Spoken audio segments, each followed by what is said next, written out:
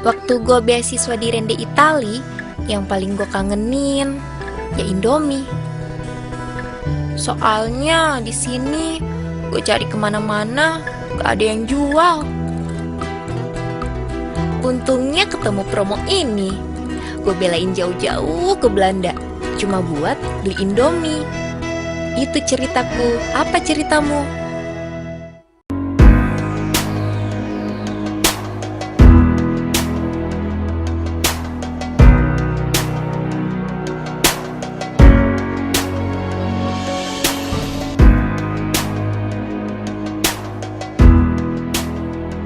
Ini ceritaku, mana ceritamu? Itu adalah sebuah tagline yang memang bukan sembarangan dibuat. Kenapa? Karena dalam teknik marketing communication, sebuah tagline pasti sudah dipikirkan, pasti sudah direncanakan. Dan bagian dari pembuat komersial tadi menggunakan kata itu adalah karena survei membuktikan ternyata yang lebih banyak ingin didengarkan oleh orang lain, ternyata yang lebih menarik orang lain untuk dengarkan adalah tentang cerita. Itulah kenapa program-program talk show di televisi juga sangat laris, apalagi kalau di luar.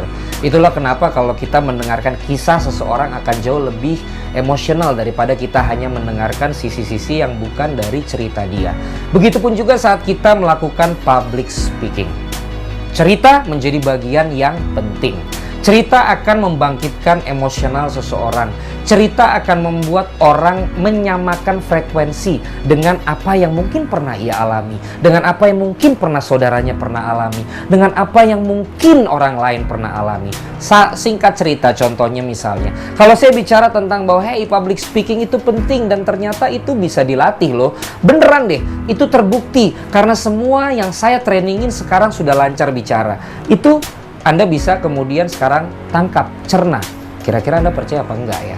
Tapi bagaimana kalau saya kemudian cerita begini? Pada saat sebuah training di sebuah perusahaan BUMN sekitar 5 tahun yang lalu, ada peserta yang gugup.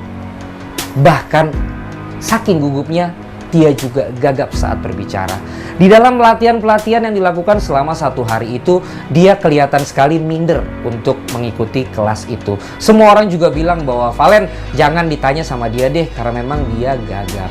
Kemudian saya terus memberikan kesempatan kepada dia. Terus saya kemudian mencecar dia. Terus saya kemudian menekan dia supaya belajar untuk bicara, supaya berani untuk bicara.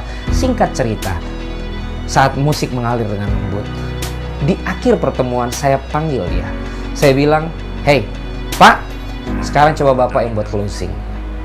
Dan dia tentu saja pertama menolak. Dia tentu saja pertama tidak mau. Tetapi kemudian saya minta kelas memberikan tepuk tangan buat dia untuk memberikan semangat. Dan dia maju dan memberikan kata penutup.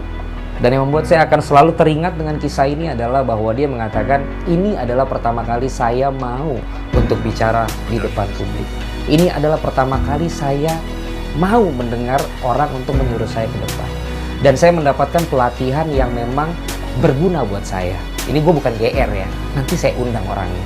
Dan dia bilang terima kasih. Dan dia kemudian punya keyakinan bahwa ternyata saya yang gagap sekarang bisa untuk bicara di depan publik.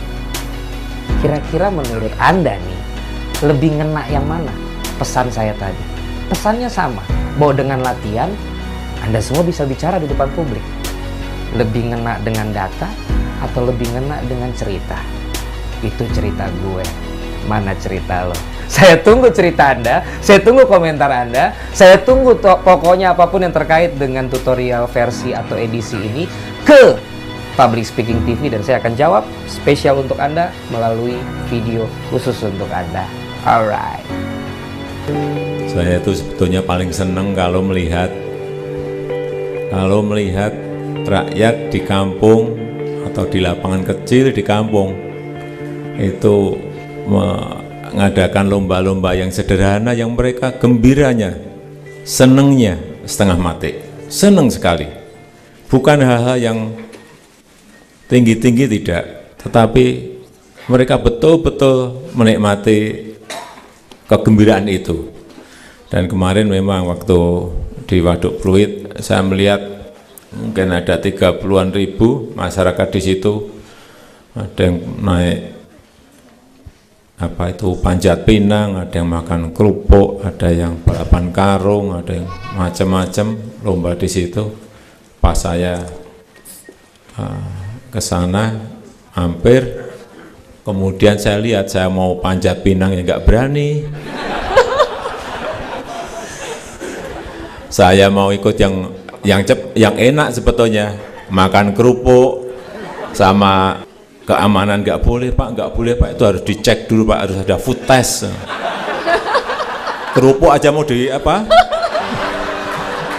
Ada food checking gitu. Waduh.